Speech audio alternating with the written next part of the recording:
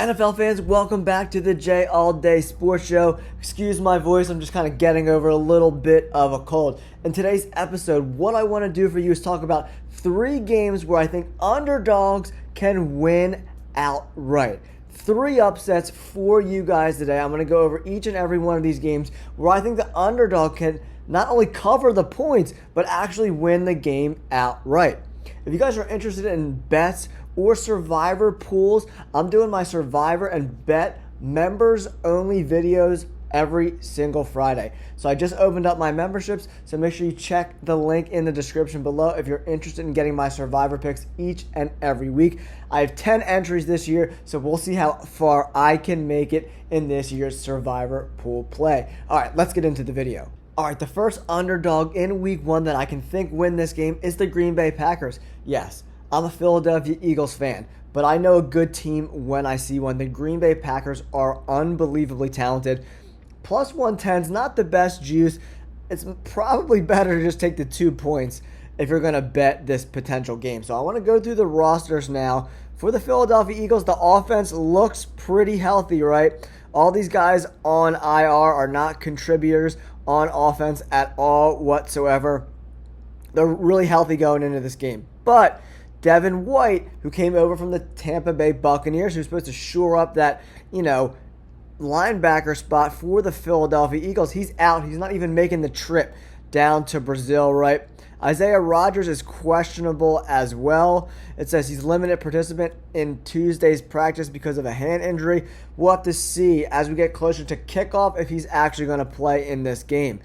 But Bradbury just went on IR. He was cheeks last year, but this defense just has a lot of holes in it, man. I like Jalen Carter. I like Bryce Huff, but there's not a lot of guys that I'm absolutely in love with, man. I do like Quinyon Mitchell. The rookie's probably going to be starting inside this week at the nickel spot. But, man, if you look at the Green Bay Packers and how they match up offensively against this Eagles defense, I mean, they could really, really exploit the Philadelphia Eagles defense. So the Eagles, who have a great offense, is going to have to score a lot of points, probably like over 24 points to stay competitive in this game.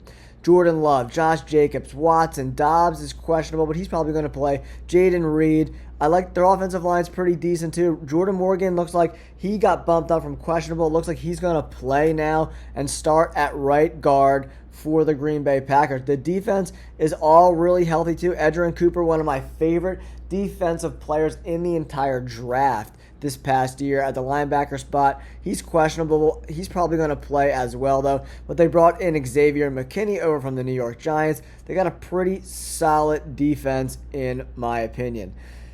But Jair Alexander is probably going to be one-on-one with the number 1 receiver for the Eagles, A.J. Brown, right? But Devontae Smith is probably the best number 2 wide receiver in the entire NFL, right? So they're going to have to shut him down. But I definitely think this offense can run the ball effectively. I think that's how the Packers win this game, is to run the ball down the Eagles' throat. The Eagles were not very good against the run last year because their linebackers cannot tackle for shit. The safeties aren't great tacklers. The linebackers aren't great tacklers. So if they can get past the line of scrimmage, Josh Jacobs can break some tackles and average, 4.5 to 5 yards per carry. That's how they win. And I think it's a very likely scenario that the Packers win this game unless the Eagles and the new defensive coordinator Fangio can kind of scheme it up, limit Jordan Love's attacks down the field, and kind of stop Josh Jacobs from running down their throat, guys. So I'm taking the Packers, man. Plus 110 is a solid bet. I think the Packers are definitely in play to not only cover the spread, but beat the Philadelphia Eagles outright. And remember, this game is in Brazil, right? So there's no home field advantage for the Philadelphia Eagles.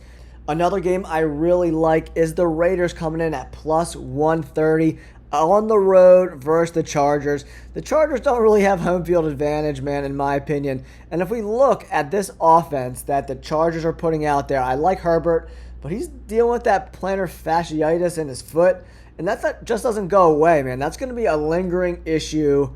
He was just in a walking boot like 3 weeks ago. So, I mean, that's going to be an issue, especially if the pocket breaks down a little bit and he's got to, escape the pocket. It's going to really limit his escapability.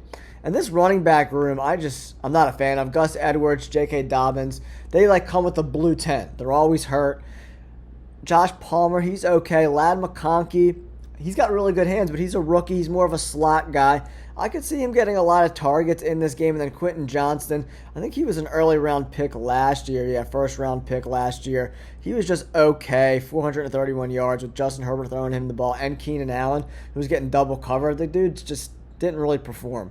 The offensive line is, mediocre to slightly above mediocre. Joe Alt, the first round pick, starting at right tackle. He's going to have tough sledding, man. Max Crosby and company. Woo, baby.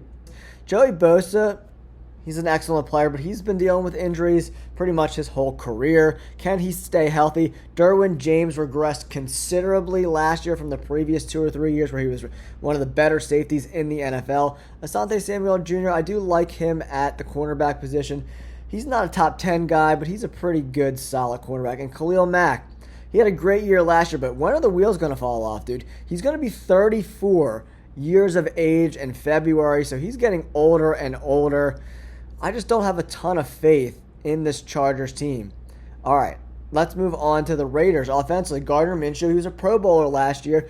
Hopefully he takes all the stuff he learned from Shane Steichen, really implement that into this new Raiders offense. Zamir White at the running back position, pretty solid player. Then we got Devontae Adams, Jacoby Myers, and Brock Bowers. That's a pretty formidable punch right there, guys. Solid number 1 and number 2.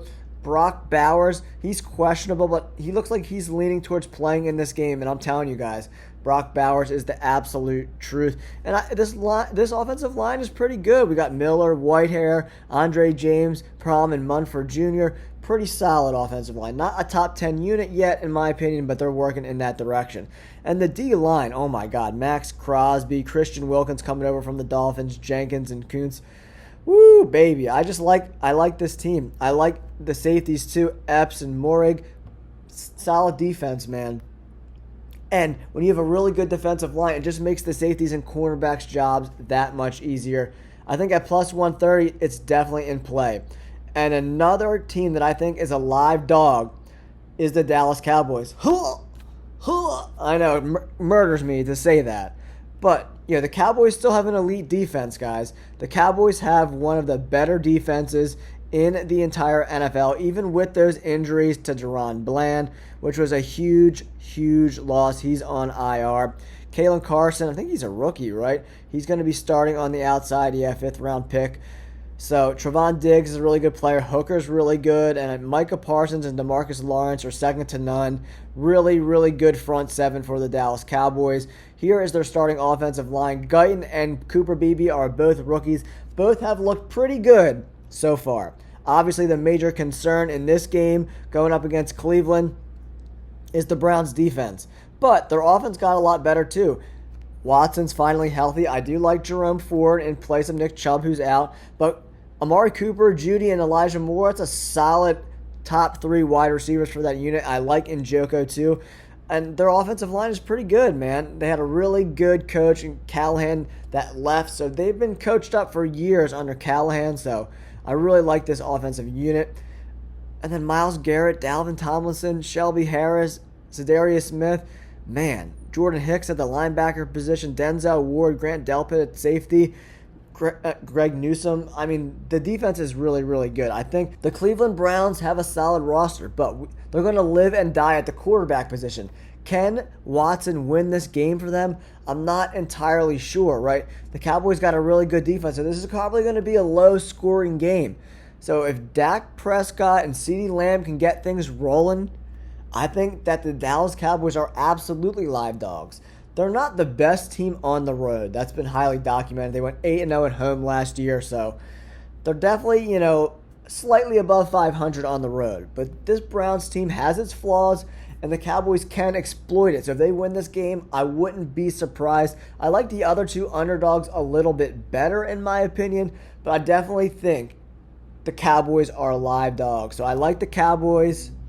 I really, really like the Raiders. I think that's a great spot for them to get right. So if you like these kind of underdog bets, and if you do a little parlay with all 3 of these teams, you're getting like 10 times your money, right? So I think that's an interesting bet. Just a fun $5, $10 bet, something like that. But these are all live dogs in my opinion. Let me know. Do you have any teams that are underdogs by Vegas right now that you think can win.